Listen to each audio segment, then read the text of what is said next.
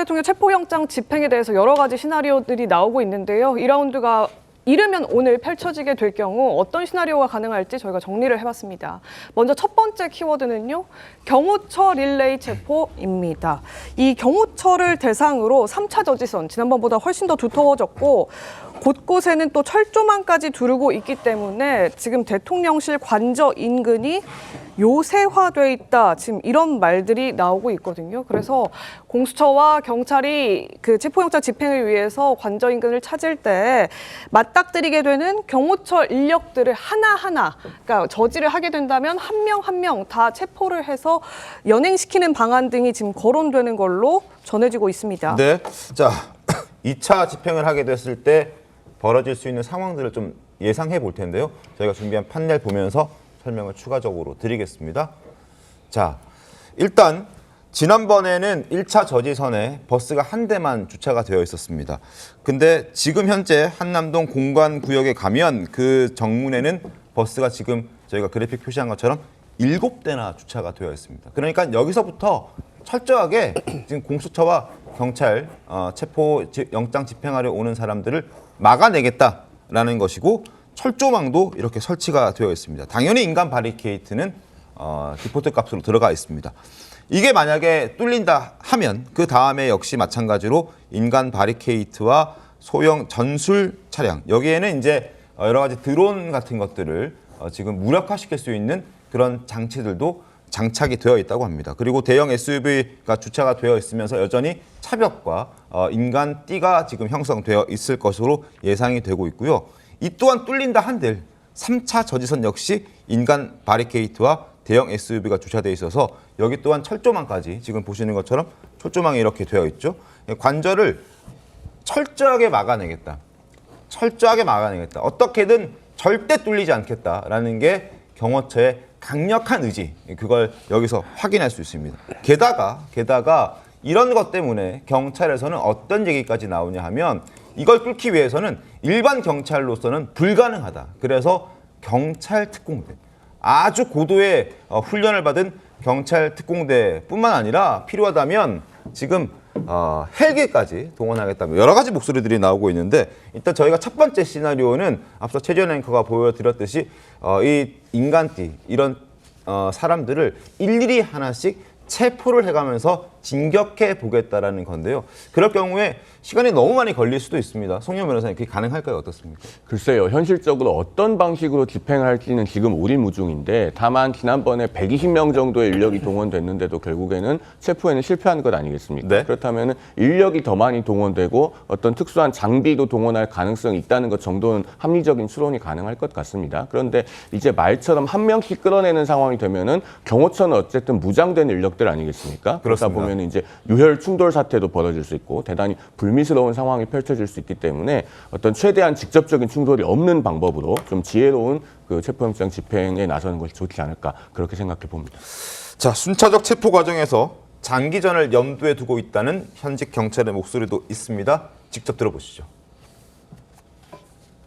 2박 3일이고 3박 4일이고 이렇게 시간을 가면서 계속 그 10명, 20명씩 계속 현행범 체포를 하고 그 무너지게 만들고 그런 다음에 들어가는 방법들도 있거든요. 한 명 한 명 끌어내는 방법 말씀하시는 거예요? 그렇죠. 네네. 네, 일일이 릴레이로 체포한다, 이런 것들이, 이런 전략들이 과연 현실성이 있는 얘기냐, 이런 얘기들도 할 수 있을 텐데, 여기에 더해서 네. 경호처 수뇌부 4명을 먼저 체포하게 된다면 지휘체계, 명령 지휘체계를 무너뜨릴 수 있기 때문에 방어막도 무너질 수 있다, 이런 시나리오도 나오고 있는 것 같습니다. 박종준 경호처장을 비롯해서 그 휘하에 있는 지휘부 4명 우선 체포하는 것이 유력 검토되고 있다, 이런 말들도 나오는데, 이 의원님 어떻게 생각하십니까? 그 이제 박종준 경호처장, 차장, 본부장 이분들이 경호처 일반 직원들 의사와 무관하게 지금 이 상황을 악화시키고 있는 것 같습니다. 그래서 그들에 대해서 책임을 묻고 또 일반 직원들과 분리를 해야 될 필요가 있는데 소환에도 불응하고 체포영장 발부에도 걸어 나올 것 같지는 않아요. 네. 근데 이제 체포영장 집행에 들어가면 그분들이 앞에 서거나 그랬을 때는 그분들부터 체포영장에서 잡기 때문에 용이할 거고, 더구나 이제 그 지휘부에 대한 체포영장이 발부됐다는 사실이 네. 그 일반 직원들한테 심리적으로 주는 영향이 굉장히 큽니다. 그렇죠. 그래서 경찰은 이제 이 윤석열 대통령에 대한 체포영장 집행의 방법과 수단으로 네. 이 사람들에 대한 체포영장 발부를 좀 추진하고 있는 걸로 파악하고 있습니다. 김재원 최고께서는 어떻게 좀 보십니까? 이런 인해 전술이라는 부분에 대해서. 저는 저분들이 지금 나와서 여러 가지 이야기하는 분들이 정말 체포를 한번 해본 경험이 있는지 네. 저는 그것도 좀 의심스럽거든요. 이 사실 수사를 하다가 보면 좀 자범 수준의 범인들도 막상 자기 집에서 아파트 문 걸어 잠그고 저항하면 이거 체포하기가 쉽잖아요.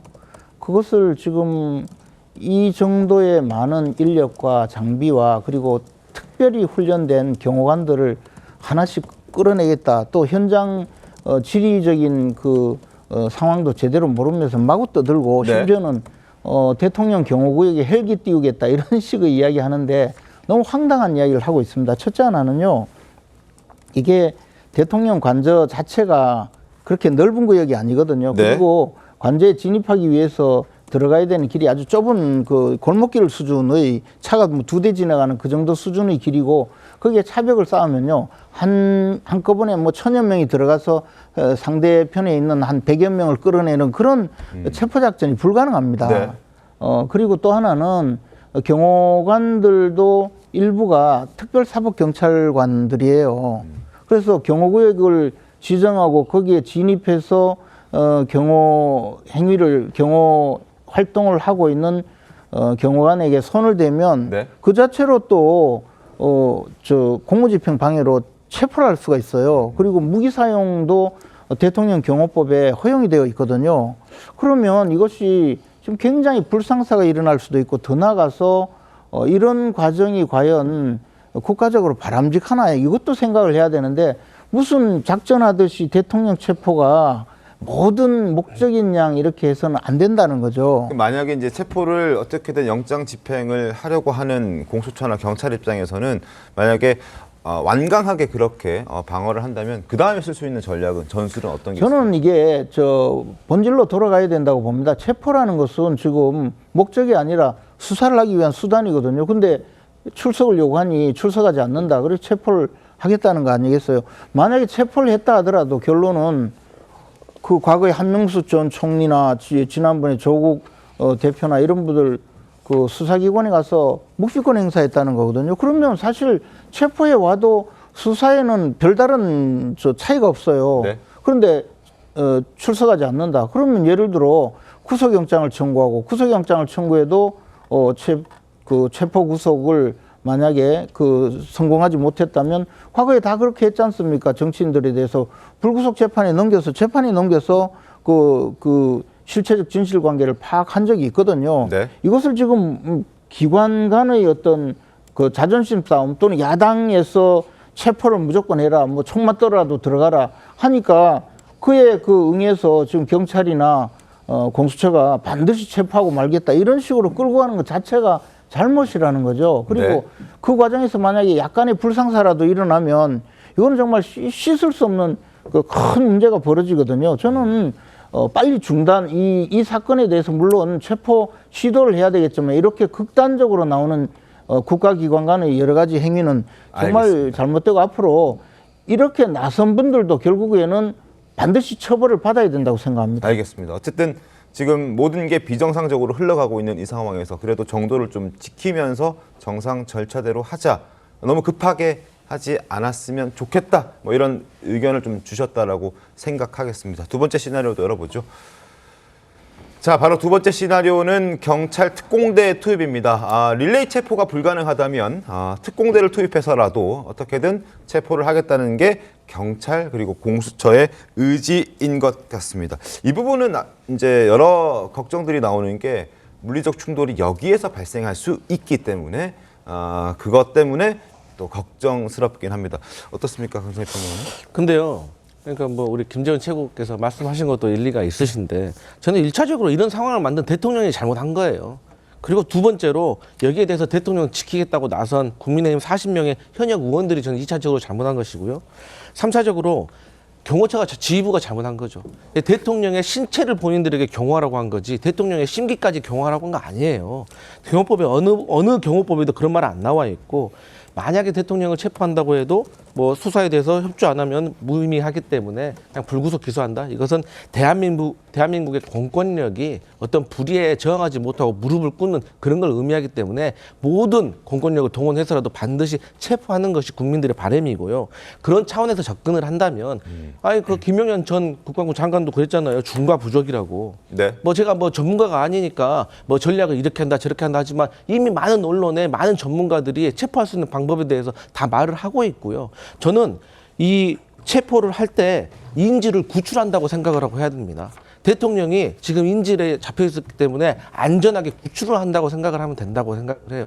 그리고 인질에 잡혀 있다고요? 인질의 입장이라고 네, 생각을 인질의 해서 입장이다? 우리가 막 체포로 억압을 하려고 하는 게 아니라 네. 대통령의 신체를 안전하게 만드는 거예요.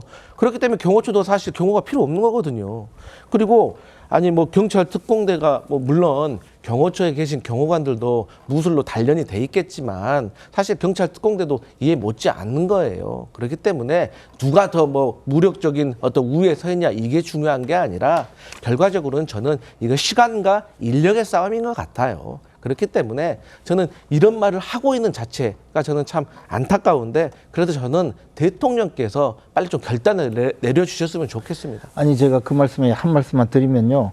지금 대통령이 지금 내란죄 혐의를 받고 있는 거 틀림없는 사실이고 수사 대상자이면은 맞아요. 근데 아까도 말씀드렸듯이 거의 뭐 전 국민이 두 동강이 나서 지금 지켜보고 있는 이 상황에서 굳이 왜 공수처가 수사권도 애매한 공수처가 나서서 이렇게 수사를 해야 되겠다고 하고 꼭 공수처가 그 수사권을 행사하겠다고 해서 수사권 논란을 벌이며 또 체포영장은 왜 굳이 그 창설적인 관할이 있는 서울중앙지법을 배제하고 서울 서부지방법원으로 가서 영장을 발부받고 그 영장 판사가 또 그 편향적인 그 성향이라고 의심받을 수 있는 그런 문구를 게재해서 또 논란을 벌이고 이러니까 이게 정상적인 수사가 안 되는 거예요. 대한민국의 수사기관이 이렇게 그 논란을 벌이면서 수사를 한 예가 있습니까? 저는 이게 정말 이해가 가지 않아요. 알겠습니다. 만약에 그렇다면 이것만 좀 벗어났어도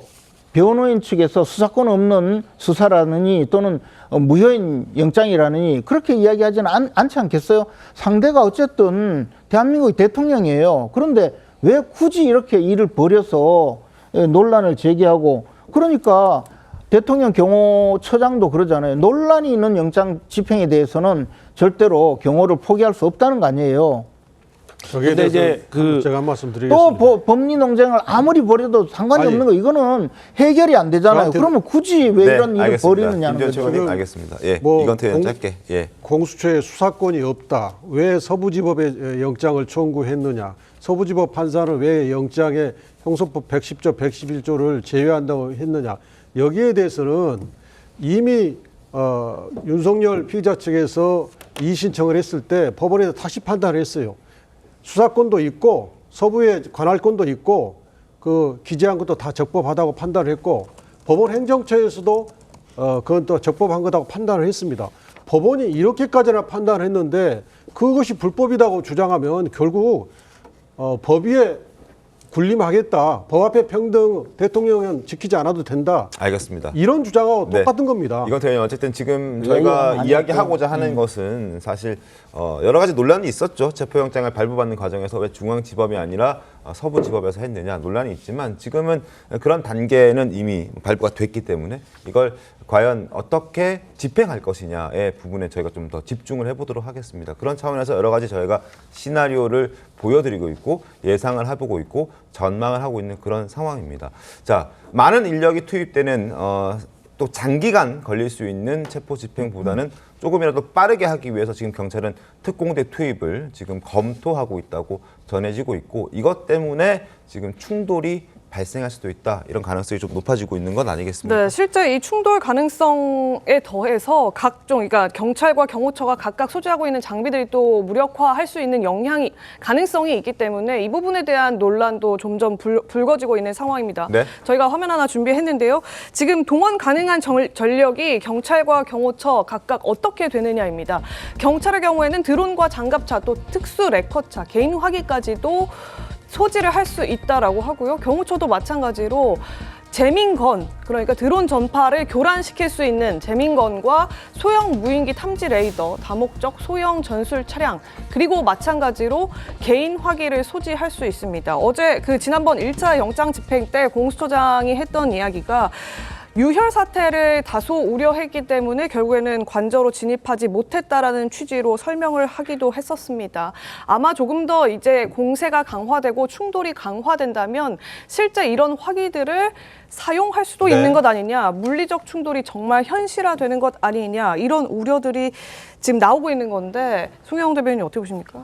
공수처의 공명심과 과잉 의욕으로 인해서 불필요한 충돌이 발생하거나 확산되지 않았으면 합니다. 어제 왜냐면요. 사실은 이성윤 위원장 뭐 총을 쏴라 이런 얘기까지도 했잖아요. 그러니까 지금 이 상황이요. 사실은 공수처가 악화시킨 측면이 대단히 커요. 왜냐하면 1월 3일에 체포영장 집행을 하러 들어갔으면 어떤 방법을 써서든 그날 해결했었어야 돼요. 그런데 사실은 정말로 본격적인 체포 집행까지는 안 가고 목전에서 철수를 하지 않았습니까? 네. 그렇게 되면서 그 이후에 경호처는 더 단단하게 대비할 태세를 갖춘 상태입니다. 그래서 상황을 악화시켜 놓고 그런데 뭐 마지막이라는 각오로 정말 비장하게 네. 영장을 집행하겠다는 그런 입장을 공수처장이 표명하고 있잖아요. 사실은 이 공수처라고 하는 대단히 무능한 조직이 이 수사에 끼어들면서 모든 게 꼬였습니다. 3주 이상 제대로 진행이 되는 것도 없고 경찰은 이첩을 받지도 못하면서 마치 하청 내지는 외주를 받는 것과 같은 그런 신세에 내몰리기까지 했고 경찰도 사실은 대단히 불만이 많을 거예요. 공수처는 정이 이걸 이첩을 못하겠고 본인들 손으로 해야겠으면